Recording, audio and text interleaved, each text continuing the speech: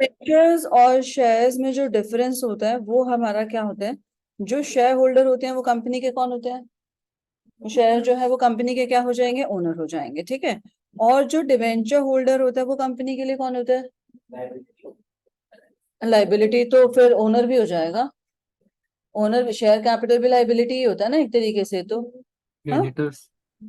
Creditors, अच्युतेश creditors नहीं बोलेंगे, क्योंकि हम जो क्रेडिटर्स टर्म यूज करते हैं ना, वो हम सिर्फ उसके लिए करते हैं जिसको हमने ना गुड सेल किए क्रेडिट पे, ठीक है, सिर्फ जिसको गुड सेल किए क्रेडिट पे। तो हम बोल सकते हैं कि जो हमारे डिबेंचर होल्डर होते हैं ना, वो कंपनी के क्या होते हैं, वो लेंडर्स होते हैं, ठीक है। उन्होंने हमें पैसे क्या कर रखे हैं, उधारी पे दे रखे हैं, ठीक है, पैसे लेंड कर रखे हैं, ओके।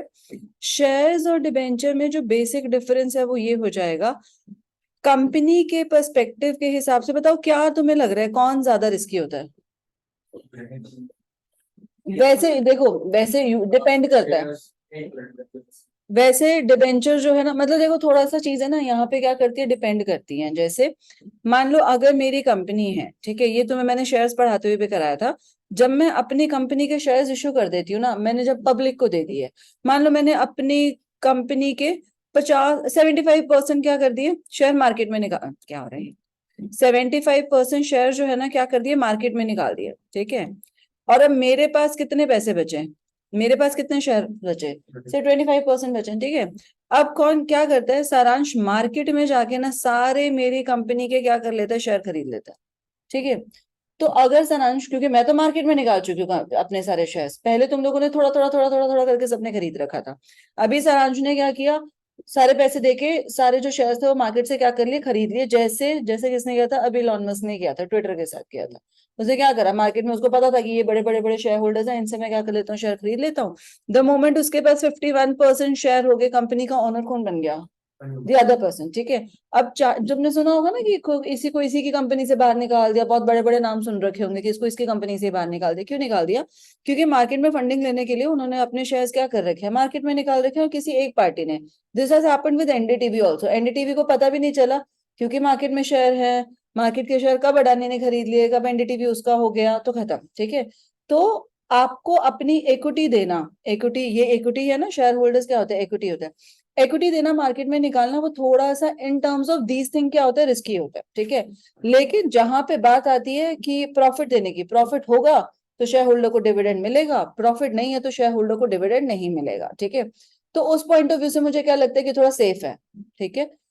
डिवेंचर होल्डर के साथ क्या होता है ना, डिवेंचर होल्डर के केस में मैं कोई इक्विटी नहीं दे रही हूँ, वो कंपनी का क्या लेंडर है, मेरी ओनरशिप नहीं जा सकती है, मैंने लोन ले रखा है, ठीक है। लेकिन लोन के केस में क्या होता है कि यहाँ पे जो इंटरेस्ट होता है ना, यहाँ पे जो इंटरेस्ट होता है वो मेरे लिए क्या होता है, कंपल्सरी है, मुझे ये वाला इंटरेस्ट जो है वो क्या करना है, देना ही देना है, नो मैटर व्हाट, ठीक है। तो अगर मेरे को लॉस भी हो रहा होगा, मान लो मेरे को लॉस हो रहा है 1 लाख रुपए का, ठीक है, 1 लाख रुपए का लॉस हुआ, डिबेंचर होल्डर को इंटरेस्ट देना है 20,000 का, तो मेरा टोटल लॉस कितने का हो जाएगा, 1,20,000 का, ठीक है। तो डिबेंचर होल्डर को जो इंटरेस्ट देना होता है वो मेरे लिए क्या है, चार्ज है, चार्ज जो है वो क्या है, कंपल्सरी पेमेंट है, देना ही देना है। लेकिन अगर ये वाला केस आ रहा है तो मुझे शेयर होल्डर को डिविडेंड देने की तो जरूरत नहीं है, ठीक है, वो तो मेरे क्या होंगे, खुद के ही पैसे होंगे, उसमें कुछ करने की जरूरत नहीं है। जल्दी आ जाओ, तो अच्छे से बंद करके आ सिमरन, अच्छे से दरवाजा बंद करके आ, वो शोर ही बहुत आ रहा है जगह से ना, ठीक है। समझ आ गया ये वाला शेयर्स और डिबेंचर्स का, ये क्लियर हो गया, देखो मिल गए, कितने हैं ऑन, ठीक है। ते ना छोटे छोटे टेस्ट में ठीक आते हैं समझ, जब बड़ा टेस्ट हो रहा है तब खराब हो रहा है। चलो अभी देखो, कोई बात नहीं, ओके। अब देखो क्या है, जो हमारे डिबेंचर्स होते हैं ना बेटे, डिबेंचर्स को हम कैसे इश्यू कर सकते हैं, डिबेंचर्स हमारे इश्यू हो सकते हैं एट पार पे, डिबेंचर्स हमारे इश्यू हो सकते हैं एट प्रीमियम पे, और डिबेंचर्स हमारे कैसे इशू हो सकते हैं एट डिस्काउंट पे भी, ये एक अलग चीज हो गई, ठीक है। समझ आया ये वाला, कि एट पार पे भी रहेगा, एट प्रीमियम पे भी रहेगा, एट डिस्काउंट पे भी रहेगा। हमारे शेयर्स इशू नहीं होते डिस्काउंट पे, शेयर्स क्या हो सकते हैं, री इशू हो सकते हैं डिस्काउंट पे, ठीक है। और री इशू भी कैसे होता है, वो री इशू भी कितना कर सकते हो, जितना आपने अमाउंट फोरफीट कर रखा है, तो एक्चुअल में तो वो क्या रहता है, एट पार ही रहता है ना। कोई टेक्निकल टर्म्स में वो क्या होगा, कभी डिस्काउंट पे इशू, आपको उसके पैसे कभी मिलेंगे, हमेशा वो क्या रहेगा, या तो एट पार या फिर एट प्रीमियम, एवन फ्री इशू कभी कैसे, ठीक है। अभी देखो क्या है, मान लो यहाँ पे क्या है, 10 का डिबेंचर है, तो 10 का डिबेंचर हम कैसे इशू कर सकते हैं? एट 10 में भी इशू कर सकते हैं। प्रीमियम पे आप कितना भी इशू कर सकते हो, 10+2 भी कर सकते हो, एट प्रीमियम पे भी इशू हो जाएगा। जब मुझे डिस्काउंट पे इशू करना है तो मैं कैसे इशू कर सकती हूँ? 9 पे भी इशू कर सकती हूँ, ठीक है। यानी मैंने 1 रुपये का क्या कर दिया? डिस्काउंट दे दिया, ओके। अब देखो पहला केस हम क्या लेके चलते हैं, जब ये पैसे हम क्या मंगा रहे हैं? लमसम में मंगा रहे हैं, ठीक है। लमसम एज ए, और ज्यादातर डिबेंचर जो है ना वो लमसम में ही रहेगा। लमसम एज ए कि आपने 10 रुपए का 10 रुपए क्या कर लिए, सारे एक साथ पैसे मंगा लिए, ठीक है। सो अभी यहाँ पे पहली एंट्री जो है ना वो हम क्या लेके चलते हैं कि जब मैंने डिबेंचर इशू किया, लेट्स से मैंने 10,000 डिबेंचर्स इशू किए। कितने डिबेंचर्स इशू किए? 10,000, ठीक है। अब पहली एंट्री जो है ना यहाँ पे क्या हो जाएगी, क्या लिखेंगे हम? Bank account, bank account debited to debenture application, to debenture application and allotment, ठीक है। कितना हो जाएगा? कितना हो जाएगा? 10,000 इंटू 10,000 इंटू क्या रहेगा? 10, ठीक है। यहाँ पे भी क्या रहेगा? 10,000 इंटू 10, ठीक है, क्योंकि मैंने सारे पैसे एक साथ मंगा लिए। समझ आया वाला? लमसम मंगा रहे हैं, ओके। फिर जो हमारी सेकेंड एंट्री है वो हमारी क्या हो जाएगी? Debenture application and allotment. Debenture capital नहीं होती ना, डिवेंचर डिवेंचर शेयर कैपिटल होती है, ठीक है। कैपिटल ओनर की होती है ना, शेयर होल्डर तो ओनर होता है। तो हम यहाँ पे क्या लिखेंगे? 2% डिवेंचर्स, ठीक है। 2% डिवेंचर का मतलब क्या? आपको यहाँ पे ना एक रेट दिया होगा, क्योंकि डिवेंचर क्या होते हैं? लोन होते हैं, तो लोन का रेट तो मुझे पहले से पता होगा कि मैं कितने % पे ये पैसे उठा रही हूँ, ठीक है। सो ये हमारा कितना हो सकता है? 8% है। इसका इंटरेस्ट की कैलकुलेशन के लिए यूज आएगा, ठीक है। बाकी क्वेश्चन में कुछ नहीं करना है, ओके। समझ आया ये वाला? हाँ। सो ये भी क्या हो जाएगा मेरा? 1 लाख, और ये भी क्या हो जाएगा मेरा? 1 लाख, ठीक है जी। Okay, done. हर्षित आ गया समझ? हाँ, इजी है ये वाला। पहला सिर्फ ये करना है, bank to debenture application allotment, application allotment to 8% debenture. Exactly जैसे हम लोग किसमें ये एप्लीकेशन अलॉटमेंट साथ में होता है इसमें? हाँ, अगर अगर आप लमसम मंगा रहे हो तो एप्लीकेशन अलॉटमेंट एक साथ हो जाता है। फिर वो शेयर्स में भी होता है अर्श। अच्छा। शेयर्स में भी अगर आप लमसम मंगाते हो ना तो वहां पे भी हमें यही लिखना होता है, bank account debited to share application and allotment, share application allotment to share capital, क्योंकि अलॉट भी आप एक ही साथ कर रहे हो यहाँ पे, ठीक है। ठीक है। अब हाँ जी। 8% डिवेंचर लिख रहे हैं तो अमाउंट कैलकुलेट नहीं करके लिखते हैं ना, वही पहले का 10 रुपये लेके चल रहा है। ये जो अमाउंट है ना, ये 1 लाख का 8% क्या आएगा? यहाँ पे 8,000 आएगा ना। ये इंटरेस्ट है जो मुझे डिवेंचर होल्डर को पे करना है, ये वो फिगर है। तो इसका इशुएंस की एंट्री से कोई लेना देना नहीं है, ये सिर्फ ऐसे ही लिखना होता है हमें, ठीक है। इसको बॉदर नहीं करना अभी, ओके। अभी जब इंटरेस्ट की एंट्री करेंगे वो तब करेंगे, ओके। अब देखो अगला क्या है हमारा, यहाँ पे हम क्या लिखेंगे? नेक्स्ट क्या जाएगा हमारा? अगर मैंने यहाँ पे शेयर्स कैसे कैसे इशू किए? एट प्रीमियम पे इशू किए, ठीक है। तो हर्षद आप बताओ बेटा, मुझे बैंक में कितने पैसे जाएंगे हमारे? 12 रुपए लिखा था ना मैंने। Bank account debited to, bank account debited to debenture, bank account debited to debenture application and allotment. कितने पैसे जाएंगे बेटा? अभी मेरे कितने शेयर्स थे? 10,000 थे ना, तो 10,000 इंटू क्या जाएगा? 12। ये भी कितना जाएगा? 10,000 इंटू 12 जाएगा, ठीक है। तो 12 प्रीमियम पे कर रहे हैं ना, तो बैंक में तो तेरे 12 रुपए आ रहे हैं ना, वो अगली एंट्री होती है ना, इसमें क्यों जाएगा? यहाँ पे तेरे पास बैंक में क्या है? 12 रुपए ही आए, ठीक है, वो उसको नहीं चेंज करना। हाँ, फिर हम यहाँ पे क्या करेंगे? डिबेंचर, फिर हम क्या करेंगे? Debenture application and allotment to 10% debentures. बाकी का क्या चला जाएगा? To security premium, to security premium, ठीक है। कितना जाएगा बेटे सिक्योरिटी? क्या हो जाएगा ये? 10,000 इंटू 12, फिर यहाँ पे क्या रहेगा? 10,000 इंटू 10, और फिर क्या रहेगा? 10,000 इंटू 2। समझ आ गई ये वाला? हाँ, ठीक है। अब देखो, हाँ जी बेटे। 10% कैसे आया? कौन सा 10? ये वाला? अरे कुछ भी नंबर है बेटे, ये इसको बॉदर नहीं करो बेटा। अच्छा, ओके। वो इंटरेस्ट है, मैंने वो पहले वाले में जैसे 8% एज्यूम किया था, तो यहाँ पे ले लिया कि ये 10% वाले होंगे। ये तो Okay, ma'am. इंटरेस्ट की कैलकुलेशन के लिए चाहिए कुछ, अभी 8% ही लिख लेते हैं, ठीक है। अब देखो, हर केस में ना आपने ध्यान रखना है, डिबेंचर्स हमेशा कितने के इशू हो रहे हैं, 1 लाख के इशू हो रहे हैं, समझ आया। आप डिबेंचर में पैसे ज्यादा नहीं डाल सकते, जो आपको प्रीमियम का पैसा है वो उठा के मैंने कहाँ डाल दिया, प्रीमियम में डाल दिया ना। डिबेंचर हमेशा किस पे इशू होंगे, जो उसका कौन सा वैल्यू है, एट पार का वैल्यू है, डिबेंचर हमेशा उतने से इशू होंगे, ठीक है, समझ आ गया। अच्छा चलो, अभी कौन ट्राई करेगा, डिस्काउंट वाली एंट्री कौन करेगा, अर्श बता बेटा, डिस्काउंट वाली एंट्री करेगा। नहीं। हम्म चलो कौन करेगा, अरे गलत ही तो करेगा। डिस्काउंट लाओगे कहाँ से आप, इज द क्वेश्चन। तो पहले मुझे बैंक में बता कितने पैसे आएंगे। 8। 9 रुपए लिया हमने, है ना, मैंने 9 जो भी। लिया, ओके। तो अगर मैंने 9 लिया है तो मेरे पास बैंक में कितने पैसे आएंगे, 10,000 इंटू 9, ये भी क्या हो जाएगा, 10,000 हाँ, इंटू 9, ठीक है।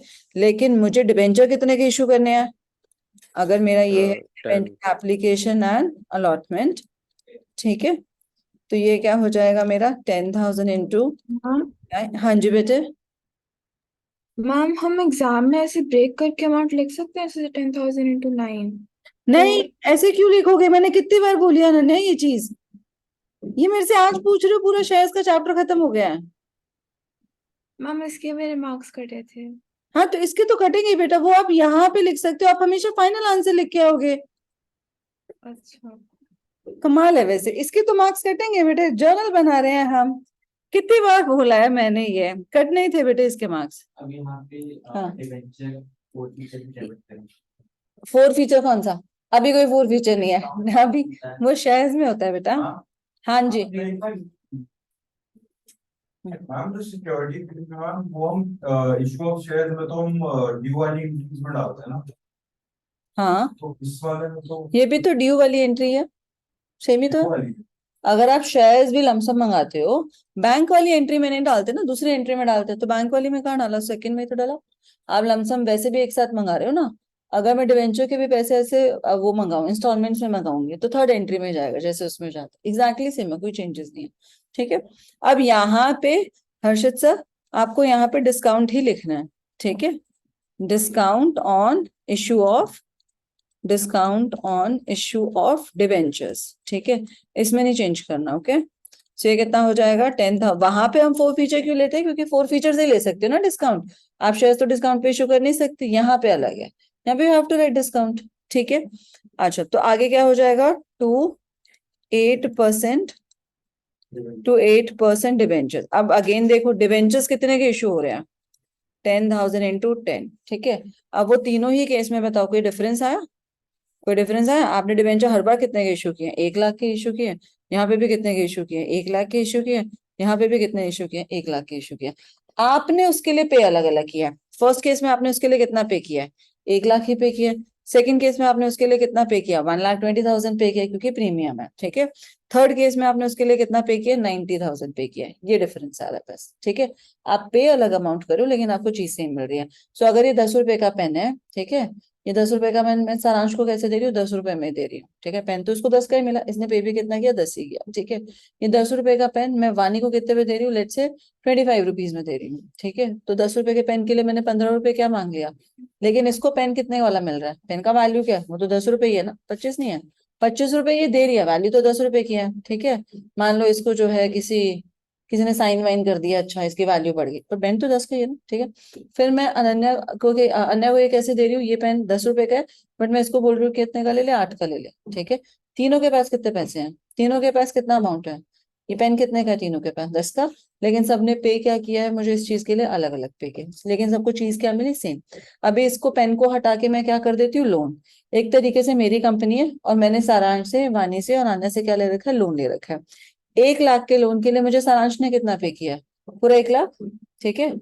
मुझे 1 लाख के लोन के लिए वानी ने कितने पैसे दिए, 1,20,000, लेकिन मैं इसका लोन कितने का कंसीडर कर रही हूँ, 1 लाख का ही। मुझे आन्या ने कितने के दिए, 80,000 दिए, लेकिन लोन कितने का है, 1 लाख।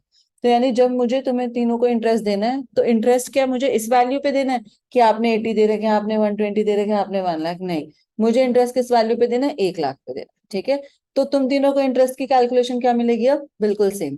अगर मैंने बोला कि 1 लाख का 8% इंटरेस्ट है, तो तुम तीनों को कितने पैसे मिलेंगे? 1 लाख का 8%। क्योंकि ना तो प्रीमियम मैटर करेगा इंटरेस्ट के लिए, premium is your separate account, ना ही डिस्काउंट मैटर करेगा इसके लिए, that is also a separate account. ठीक है, समझ आ गई ये वाला यहाँ तक सबको? हाँ, ये बेसिक एंट्री में कोई डाउट है यहाँ पे? नहीं, ठीक है। एक बार ऑनलाइन पूछ लें सबसे, जनता ऑनलाइन बड़ी शौकीन है बैठने की है। इंस्टॉलमेंट वाले इसके नहीं करा रही अभी, तो कर लेंगे इंस्टॉलमेंट वाले, क्योंकि इंस्टॉलमेंट वाले एग्जैक्टली सेम है जैसे क्या होते हैं, शेयर्स होते हैं। ठीक है, प्रोराटा कॉल्स इन एरियर यहाँ पे नहीं होता, मतलब प्रोराटा हो सकता है लेकिन ऐसा नहीं, जितना शेयर्स का इंटेंस होता है ना वैसा नहीं आएगा। कॉल्स इन एरियर्स भी इसमें क्या हो सकते हैं, होने को हो सकते हैं लेकिन देंगे नहीं कॉल्स इन एरियर। क्योंकि देखो लोन के अकाउंट में आप क्या करोगे, मान लो मैं कहती हूँ कि मैंने सारांश से 1 लाख रुपए का लोन लिया, ठीक है, सारांश ने कॉल्स इन एरियर्स कर दिए है, ठीक है, ये मुझे सेकंड इंस्टॉलमेंट दे ही नहीं रहा, तो मैं क्या लोन का अमाउंट थोड़ी फोरफिट करके बैठ जाऊंगी? ये तो लोन है ना, लोन तो क्या करना पड़ता है, वापस भी देना पड़ता है। ठीक है, तो आपके जो डिवेंचर्स है वो फोरफिट वगैरह कुछ नहीं हो सकते। ठीक है, अगर कॉल्स इन एरियर है भी तो basic entry calls in arrear की डलती रहेगी जो हम डालते हैं, उसमें और कुछ भी नहीं करना। ठीक है, समझ आ गया? ठीक है, कॉल्स इन एडवांस भी एक्जैक्टली सेम चलेगा जैसे हमारा किसमें चल रहा है, शेयर्स में चल रहा है, जो हमारी इंस्टॉलमेंट वाली एंट्री है वो भी सेम चलती है। इसलिए डिवेंचर से ना छोटे वाला क्वेश्चन आता ही नहीं है, डिवेंचर से वही क्वेश्चन आएंगे जो शेयर्स में नहीं। ठीक है, अब मुझे बताओ, जो डिवेंचर्स होते हैं ना उसकी हमें क्या करनी पड़ती है, रिडम्पशन करनी पड़ती है। ठीक है, रिडम्पशन का मतलब क्या होता है, क्या होता है रिडम्पशन का मतलब, कोई बताएगा? पता है किसी को? जब हमें लोन क्या करना है, रीपे करना है। मुझे बताओ, क्या शेयर्स के पैसे मुझे रीपे करने होते हैं? नहीं, आप कंपनी के ओनर हो, आपके पास है शेयर, आप मार्केट में बेच लो, कंपनी तो नहीं खरीदेगी ना आपसे, कंपनी भी खरीदेगी तो दिल बाय बैक, मैं आपसे खरीद लूंगी शेयर्स। ठीक है, लेकिन लोन के पैसे मुझे क्या करने होते हैं, वापस करने होते हैं। ठीक है, तो जब लोन का अमाउंट जो है ना मुझे वापस करना होता है, उसको हम क्या बोलते हैं, क्या बोलते हैं उसको हम बोलते हैं रिडम्पशन ऑफ डिबेंचर्स। ठीक है, अब जो रिडम्पशन होती है ना डिबेंचर्स की, वो दो तरीके से हो सकती है। क्या तरीके होते हैं उसके, देखो उसके दो तरीके क्या होते हैं कि आप रिडम्पशन कर सकते हो एट पार पे, या फिर आप रिडम्पशन कर सकते हो एट प्रीमियम पे। समझ आया? एट पार का मतलब क्या है कि मैंने सारांश से लोन कितने का लिया था, अभी तुम तीनों से लोन कितने का लिया था, 1 लाख का लिया था ना, तो मैं आपको वापस भी कितने पैसे करूंगी, 1 लाख ही। ठीक है, लेकिन एट प्रीमियम का मतलब क्या होता है कि मैं उससे क्या करूंगी, ज्यादा अमाउंट पे कर दूंगी। सो आई कैन से, लक्षित ड्राइंग कर रहा है, इतना भी नहीं आता, बहुत नंबर नहीं है, मार्क्स बताए भी नहीं है अभी। हाँ, चलो, एट प्रीमियम पे करेंगे तो ये क्या हो जाएगा, मान लो मैं क्या कह रही हूँ, ज्यादा ज्यादा अमाउंट आपको बोल रही हूँ, तो मैं बोल रही हूँ कि सारांश आप मेरे को लोन दे दो, आप रिडम्पशन के टाइम पे मेरे से क्या लेना, फालतू पैसे ले लेना। देखो मतलब मेरी कंडीशन क्या हो सकती है यहाँ पे कि शेयर्स तो मेरे से रेज नहीं हो रहे, मुझे कोई लोन भी देने को तैयार नहीं हो रहा, तो मैं क्या करूंगी कि लोन दे दो, एक तो मैं इंटरेस्ट भी पे करूंगी, और जब लोन पे बैक करना है ना तो ज्यादा पैसे दूंगी। ठीक है, अब रिडम्पशन तुम खुद सोचो, क्या डिस्काउंट पे हो सकता है?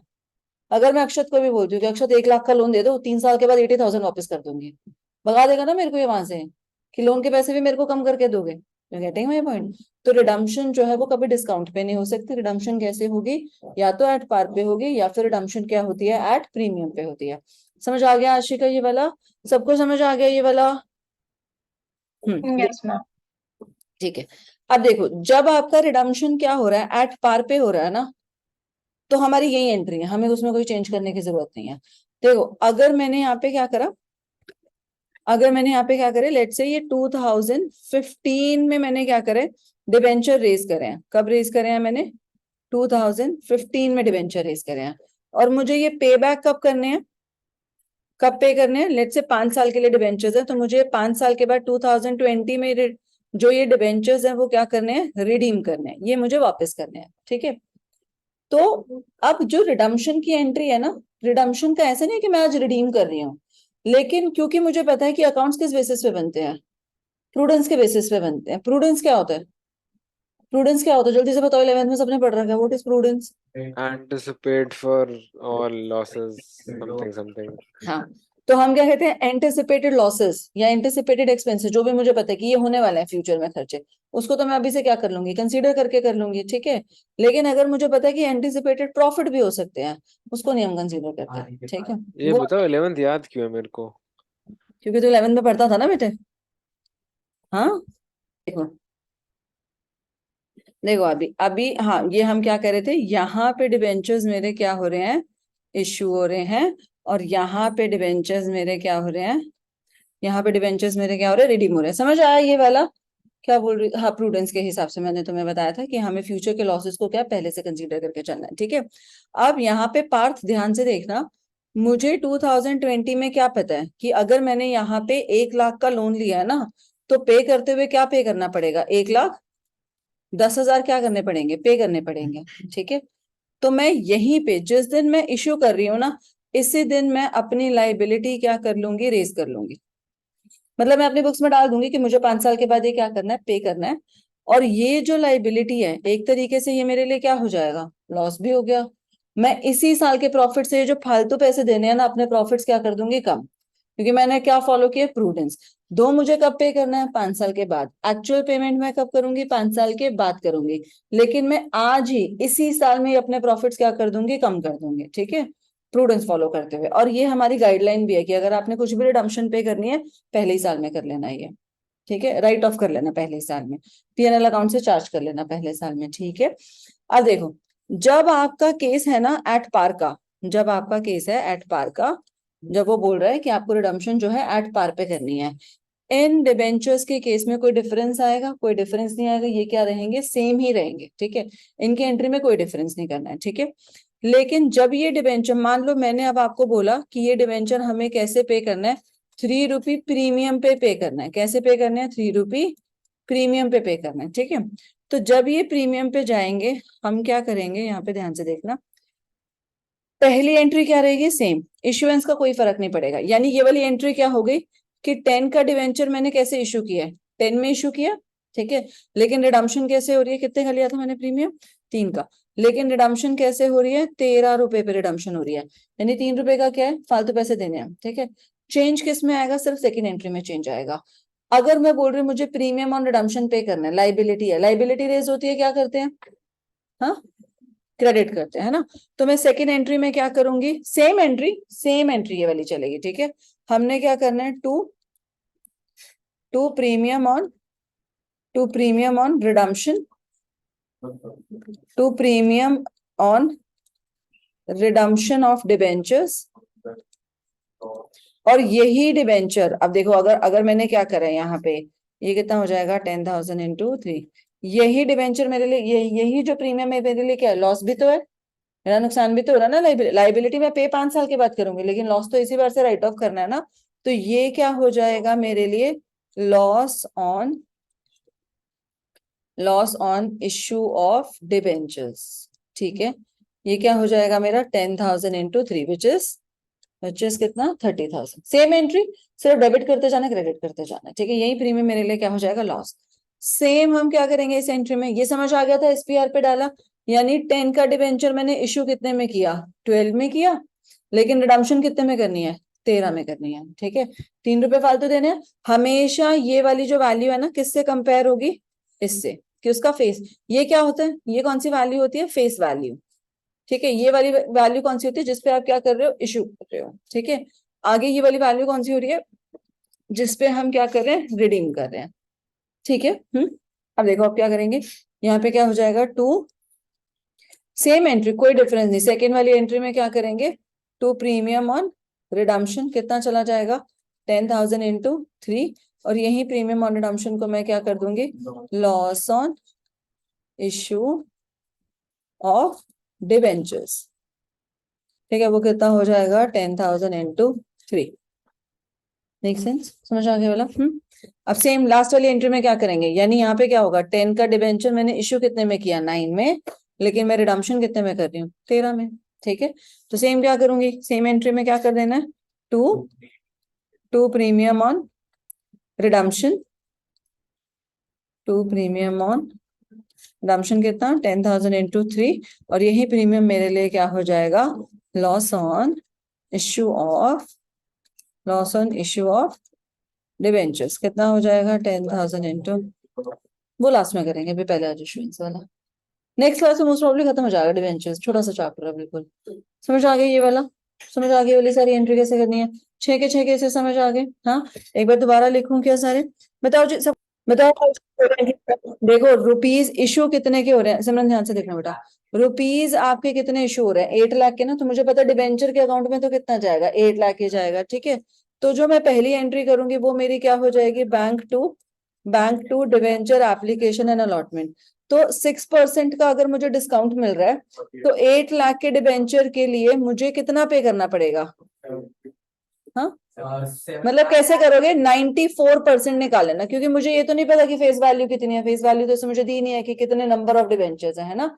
तो मेरे बैंक में क्या आ जाएगा, 8 लाख का 94% कितना आ रहा है, 7,52,000, यानी मेरे बैंक में कितने पैसे आए, 7,50,000 आए। ठीक है, अब क्या करोगे, डिबेंचर एप्लीकेशन एंड अलॉटमेंट कितना हो जाएगा, 7,52,000, ठीक है। और डिस्काउंट कितना हो गया, डिस्काउंट कितना हो गया बेटा, 48,000 टू डिबेंचर्स, टू 11% डिबेंचर्स, कितने जाएंगे 11% डिबेंचर्स, वो 8 लाख, वो तो 8 लाख का ही गया। देखो अब ये जो इशूड दे रखा है ना, डिबेंचर के आगे हमेशा कौन सी वैल्यू जानी चाहिए, वो 8 लाख होनी चाहिए, ठीक है। समझ आया अक्षत ये वाला पार्थ, आ गया बेटा ये समझ। हाँ समझ नहीं आया मैं। जिया क्या समझ नहीं आया बेटा। मैम ये जो आपने सेकंड वाली एंट्री करी है। सेकेंड वाली एंट्री में बेटा देख, डिबेंचर कितने के इशू हो रहे हैं, 8 लाख के इशू हो रहे हैं ना। एक 8 लाख के लिए तुझे 6% का डिस्काउंट मिला है, तो मैंने ना 8 लाख का ही 6% डिस्काउंट निकाल लिया है। तो वो अमाउंट कितना आया मेरे पास, वो अमाउंट कितना आया, 7,52,000, ठीक है। तो मेरे पास बैंक में कितने आए होंगे, 752 के बाद डिस्काउंट कितना होगा, 48, और आपको डिबेंचर कितने के मिल गए, 8 लाख। ओके ठीक है जी, आप ही करो बेटा, अगला ट्राई करो। देख अब ये कह रहे कि इश्यू तो मैंने कितने के किए हैं, 10 लाख के डिबेंचर्स किए हैं, लेकिन प्रीमियम कितना देना पड़ा, 5%। सो अभी क्या करोगे, फर्स्ट एंट्री बता बेटा, बैंक में कितने पैसे आएंगे पहले वो बताओ। बैंक टू, चुप हो जा लक्ष्य, मेरे को पता तेरे को आता है, bank to debenture application and allotment, बताओ कितना आएगा। मैम, तो इसमें हम लोग पहले 10 लाख पे 5% हाँ, प्रीमियम तो निकालेंगे। 10 लाख का 5% कितना हो गया, 5 लाख। 10 लाख का 5%, 5 लाख 50,000 होगा ना बेटे, तू तो 50% कर रही है बेटा, ठीक है। यानी बैंक में कितने आएंगे मेरे पास, 10,50,000 आए, ठीक है।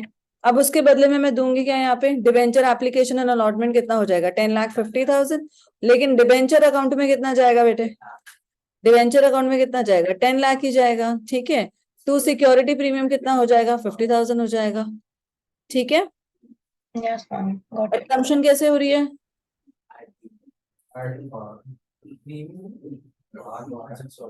रिडम्पशन कैसे है, एट पार पे ही है, ठीक है। समझ आ गया ये वाला। हाँ चलो, कौन करेगा अगला बताओ, पार्थ आप करो अगला। Issued ₹20,000, 12% debentures at par, redemption भी कैसे करनी है, एट पार पे, यानी इशू कैसे हो रहा है, एट पार पे हो रहा है। रिडम्पशन कैसे करनी है, 5% प्रीमियम पे करनी है। तो मुझे बता बैंक में कितने पैसे जाएंगे, कितना बेटा, पूरा ही जाएगा, ठीक है। तो मेरे पास क्या हो जाएगा, bank to debenture application and allotment कितना हो जाएगा, 20 लाख और 20 लाख, ठीक है। अभी अगली एंट्री क्या हो जाएगी, डिबेंचर, एक second, debenture application and allotment to 12% debentures, ये भी कितना हो जाएगा, 20 लाख एंड 20 लाख, ठीक है। अब हम रिडम्पशन कितने पे कर रहे हैं, प्रीमियम पे कर रहे हैं, तो जो हम रिडम्पशन प्रीमियम पे कर रहे हैं ना, उसी को मैं क्या लिख दूंगी यहाँ पे, टू प्रीमियम ऑन क्या, रिडम्पशन, और यही प्रीमियम मेरे लिए क्या हो जाएगा, loss on issue of debentures. समझ आया, इशुएंस किस पे था, एट पार पे था ना, इसलिए सीधा 20 लाख लिखा, रिडम्पशन एट प्रीमियम पे है ना। हाँ समझ आ गया। 20 लाख का 5% कितना होता है, 20 लाख का 5% कितना होता है, 1 लाख, ठीक है। तो 1 लाख यहाँ पे, 1 लाख यहाँ पे, ठीक है। फिर क्या है, issued ₹12 lakh, 13% debenture at 4% discount, redemption at 6% premium, कौन करेगा ये, कौन करेगा ये, सारांश नहीं करेगा, कौन करेगा, करो जो आप करो बेटा वाला। First entry bank to debenture application. हाँ, वो तो हमारी स्टैंडर्ड ही है, bank to debenture application allotment, amount बता बेटा, 12 लाख प्लस 4% डिस्काउंट है। 4%। हाँ तो 12 लाख, 12 लाख का 4% हम क्या निकाल देंगे, डिस्काउंट लगा के माइनस कर दो, ठीक है, तो 48,000 क्या हो जाएगा, माइनस हो जाएगा। ठीक है, कितना बचा हमारे पास, समझ आया कैसे निकाला है। ठीक है, अब यहाँ पे नंबर ऑफ डिबेंचर्स नहीं लिख के आने सिमरन, ओके। कुछ अज्यूम नहीं करना कि नंबर फेस वैल्यू क्या है, अपने आप से कभी फेस वैल्यू नहीं ले, हमें क्या पता कि क्या है फेस वैल्यू, हो सकता है 200 रुपये, कुछ भी हो सकती है वो तो। हाँ, इश रुपीज लिखोगे आप, आपने खुद से कुछ भी नहीं लेना। मैम जैसे अगर नहीं किया होगी तो assume नहीं करती कि 100 होता है शेयर। ऐसे ले लो, कहाँ एज्यूम करना पड़ रहा है कुछ भी, ऐसे लेने की जरूरत नहीं होती है, वो कैलकुलेशन के लिए बोला होगा। ठीक है, वो कैलकुलेशन के लिए बोला होगा। डिवेंचर एप्लीकेशन, क्योंकि कर तो अल्टीमेटली मैं 96% रही हूँ ना। ठीक है, अब वो तो अगर 10 भी होगा तब भी उस हिसाब से भी कैलकुलेशन हो जाएगी, अमाउंट तो सेम ही रहेंगे हर बार, अमाउंट तो सेम ही रहेंगे ना हर बार, अमाउंट में तो कभी चेंज आएगा, सिर्फ नंबर ऑफ डिवेंचर्स चेंज हो जाएंगे। जैसे अगर मान लीजिए 5 लाख में 10 का डिवेंचर होगा तो कितने हो जाएंगे इशू, 50,000। 100 का होगा तो कितने हो जाएंगे, 5,000। लेकिन कैलकुलेशन फाइनल वैल्यू तो सेम ही रहेगी ना। यानी अगर मैं यहाँ पे ऐसे लिखूं कि 5,000 इंटू 100 आ रहे हैं, ठीक है, या फिर मैं ये लिखूं कि 50,000 इंटू 10 आ रहे हैं, अमाउंट फाइनल अमाउंट में तो कोई चेंज आएगा नहीं। समझ में आ रहा है, तो हमें कुछ नहीं लेना है यहाँ पे। ठीक है, हाँ, हाँ जी। अब ये जो 6% प्रीमियम है वो 12 लाख पे जाएगा कि 11 लाख? हमेशा फेस वैल्यू पे बेटा, 12 लाख। ठीक है, डिबेंचर एप्लीकेशन एंड अलॉटमेंट, फिर क्या था हमारा, डिस्काउंट टू 13%। हाँ 13% पहले ही वाला लिख लिया करो ना हमेशा, फिर वो इजी रहता है। 1152, 48,000 एंड फिर क्या है, 12 लाख। फिर रिडम्पशन किस पे हो रही है, 6% प्रीमियम पे, तो 6% किसका निकालेंगे, 12 लाख का 6%। ठीक है, वो क्या हो जाएगा, उसको लिखेंगे कैसे, टू प्रीमियम ऑन रिडम्पशन, और यही प्रीमियम मेरे लिए क्या हो जाएगा, loss on issue of debentures. ये करना है यहाँ पे। ठीक है, समझा। फ्राइडे को लेट नहीं करना, टाइम क्या हो गया, हाँ ठीक है, फ्राइडे को लेट नहीं करना क्लास के लिए। ठीक है, जल्दी शुरू हो जाएगी, और ये